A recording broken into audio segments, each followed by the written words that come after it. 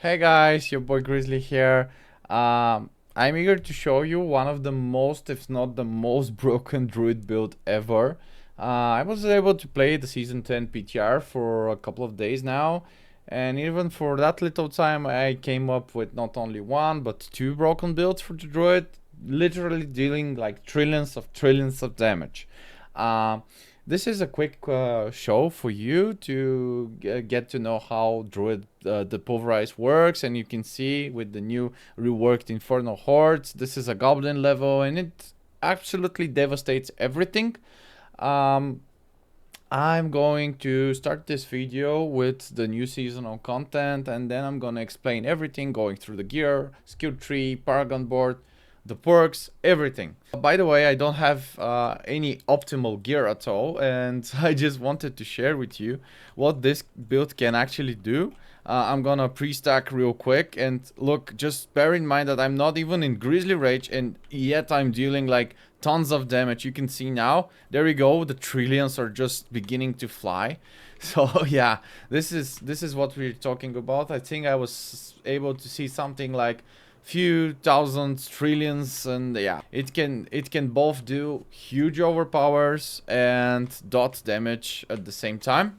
I'm gonna start with the new seasonal content. So basically for the season 10 we have the reworked Infernal Hordes that, as you saw from the video, can spawn like different chaos waves. They can all be like random. They can either spawn bosses or goblins, and the goblins is by far the best ever because they give you tons of ether. The more goblins you kill, the more they're spawning, and the more ether you get eventually. And fighting those gives you the chance to fight Bartuk. That's the new Infernal Hordes boss, which they say it's gonna be, you know, a little bit stronger, but let me show you here that it's not really a challenge, because as you can see here, let me just do a quick fast forward.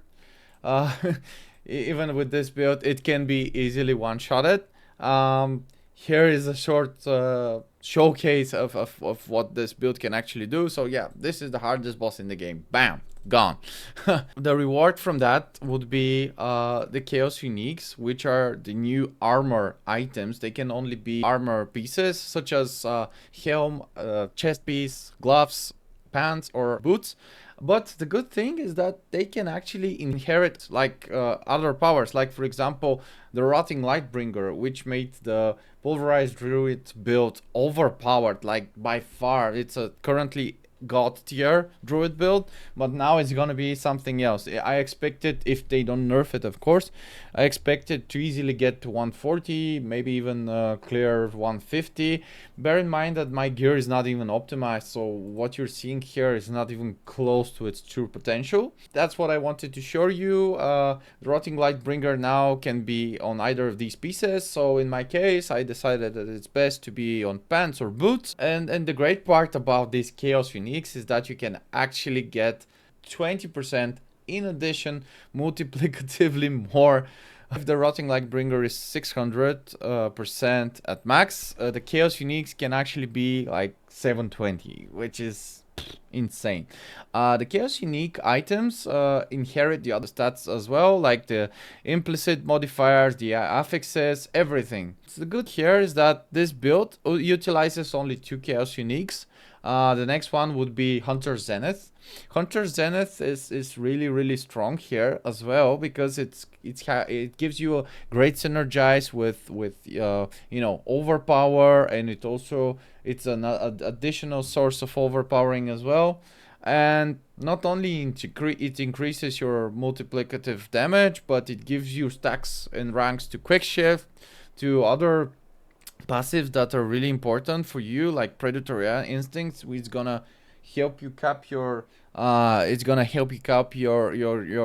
crit strike chance in for close enemies, and as well Heightened Senses, which is a really good defensive passive as well. We have the classic setup for Pulverize, which is Care of Perdition. Ultimately you need ranks to core skills, since Pulverize is a core skill, and this is what you want to stack up. But other than that, it gives you critical strike chance and a lucky hit, which is also a little bit of underrated stat. As a chest piece here, we use Shroud of False Dead. This is by far the best chest piece that's offered in the game, especially for the overpowered build. It has really important stats. The all stats give you the opportunity to stack up and unlock the bonuses from all your yellow nodes in your Paragon board. And life is also good synergy for overpower, for survivability, of course, and resource generation, which you're actually gonna need for this build, since this is very resource hungry, resource demanding build.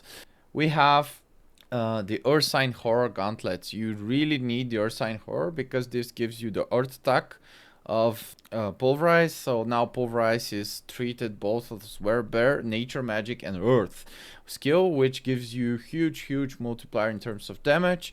Ultimately, you need like stats like crit strike, attack speed, and either core skills or Pulverize ranks. Pulverize ranks being most preferable since they can roll +1. Comparing to core skills, so you want to stack up as much as Pulverize as you can here. You don't have to put crit strike or earth crit strike on the tempers in case you're already like capped on crit, and yeah, you can put something else instead. In my case, I just put crit strike by default. It's good that once you stack crit strike to be stacking attack speed, because you're gonna be, you know, slamming a lot. Moving on, this is the pants that I'm using, and it's way better than anything else. It's the Rotting Lightbringer here. I've already explained about its stats, about the aspect, how much of a multiplier this is. It's an insane item. But another good thing here I want to point out is that you have plus willpower, and you have chance for Pulverize to hit twice, and if you masterwork it properly, you can cap your double Pulverize hit with only this item. But using this thing allows you to have a two-handed mace in your hand instead of the Rotting Lightbringer weapon, and you can actually use a regular weapon for the Rabbit Bear aspect, and trust me, Rabbit Bear is by far the best aspect you want to get here. For tempers, since I've capped crit, I've put Werebear overpower and chance for Pulverize to hit twice because I don't have like 100% here, and stacking these two, combining them, you can get like close to 100 at least. I'm using boots with Chaos Unique with Hunter Zenith. Hunter Zenith is also really good synergy, as I've already explained. You get ranks to quick shift. Then moving on to the amulet, the second best Pulverize aspect would be Shockwave. Shockwave basically gives you area damage, gives you distant damage, and it multiplies your Pulverize damage as well. What you want on your amulet, unlike mine, is willpower percentage, and preferably Envenom, and if you're lucky enough, you can even get Envenom plus, I don't know, like Quick Shift or Crushing Earth. These two are like the second best passive on the Druid because they give you lots of damage. As a temper, I've put total armor here since you're gonna be having hard time capping the armor with this setup because there is no armor stat on either of these armor pieces. We have the ring with Rampaging Werbeast. This is also another very good aspect since what it gives you is 100% multiplicative crit strike damage once you enter GrizzlyRage. Once you enter GrizzlyRage, you're both unstoppable, you're dealing more damage, you have more life, you have more survivability, and what else can you ask for? I mean, you're constantly overpowering. It's a powerhouse. Honestly, I've never seen such build like this before. For tempers, I put GrizzlyRage cooldown and Werebear overpower. You can play around with this. Again, if your crit is stacked, you don't need crit as a stat here.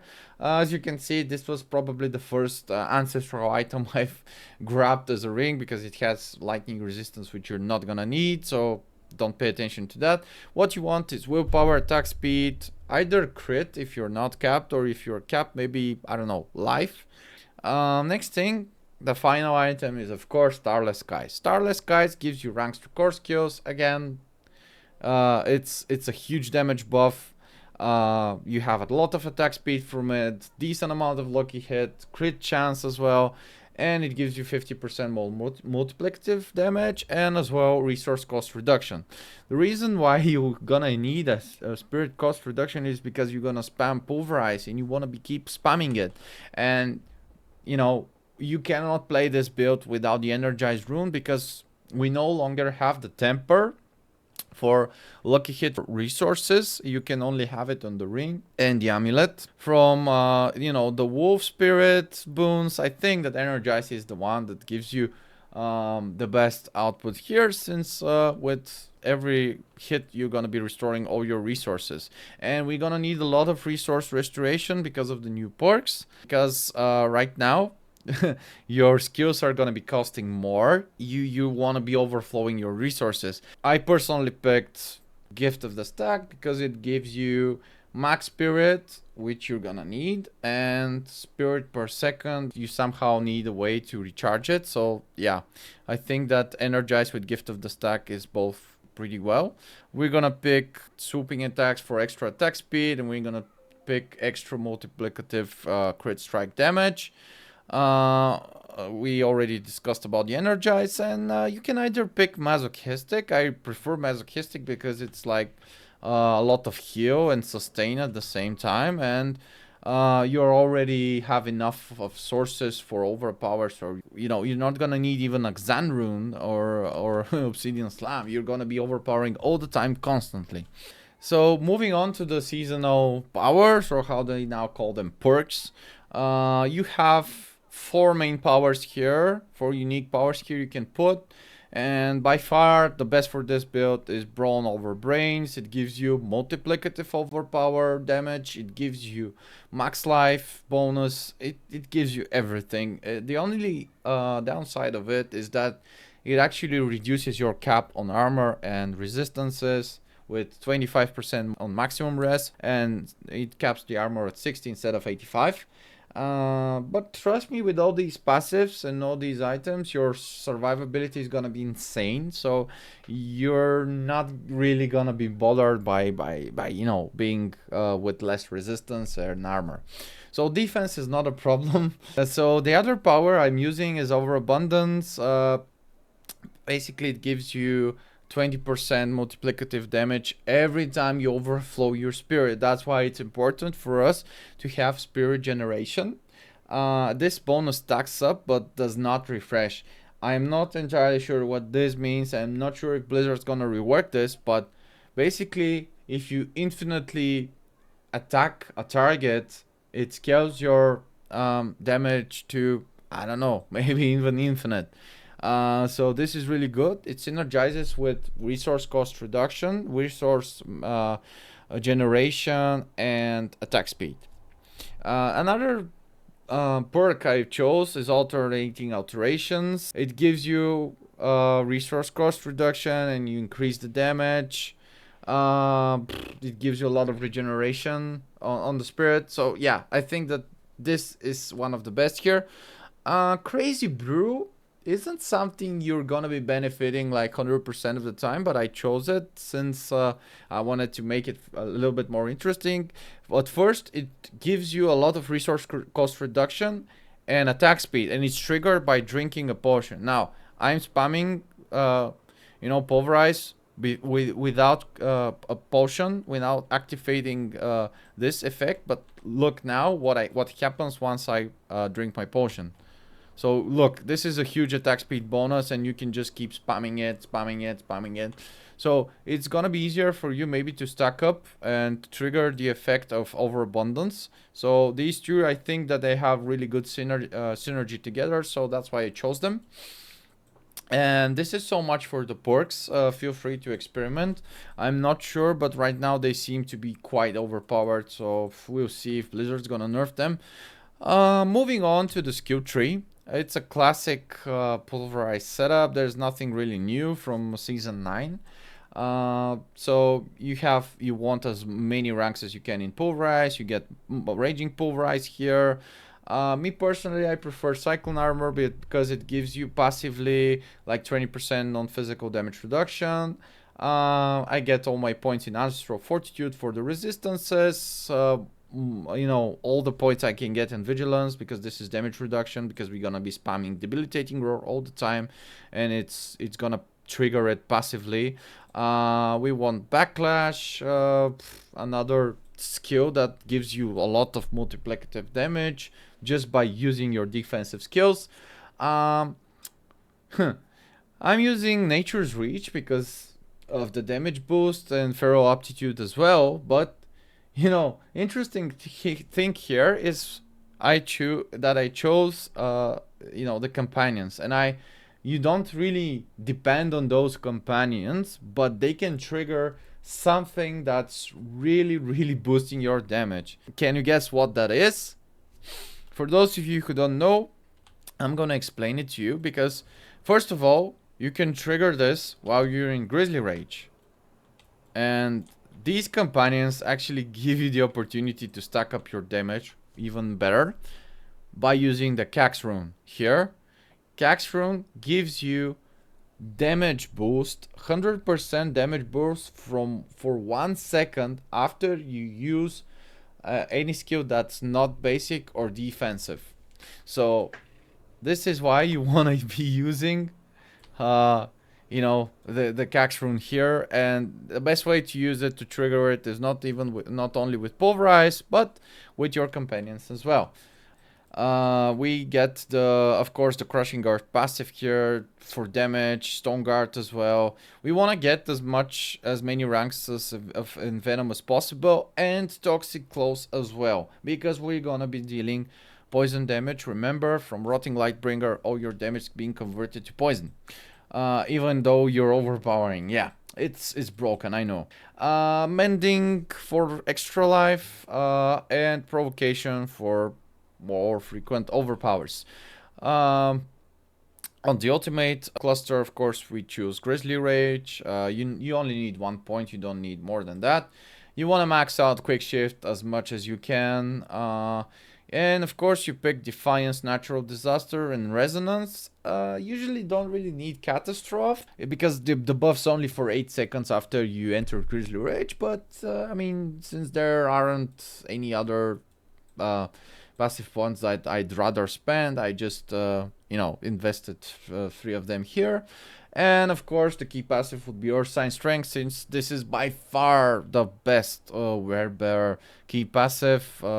Nothing even comes close to it. Moving on to the Paragon board, we have all our 5 boards filled up with our 5 glyphs. You want Earth and Sky, Dominate, Fanging Claw, Keeper, and Spirit. And we start with Fanging Claw. Then we move on to the Survival Instinct board, which gives you a lot of overpowered damage.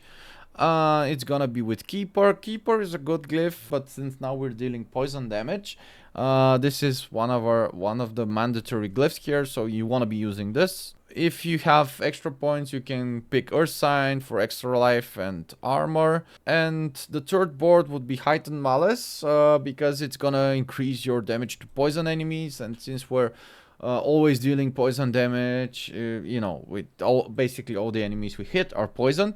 We want to be putting Spirit here and try to get all the dex nodes available. I think that maximum is 74 on this board, so yeah, you want to get all these, and you have some extra points, you can put them in Denial for more resistance, armor, etc. Fourth board would be with Ancestral Guidance, because we're going to be spending a lot of resources, and every time you're going to be spending resources, you're going to be dealing more damage.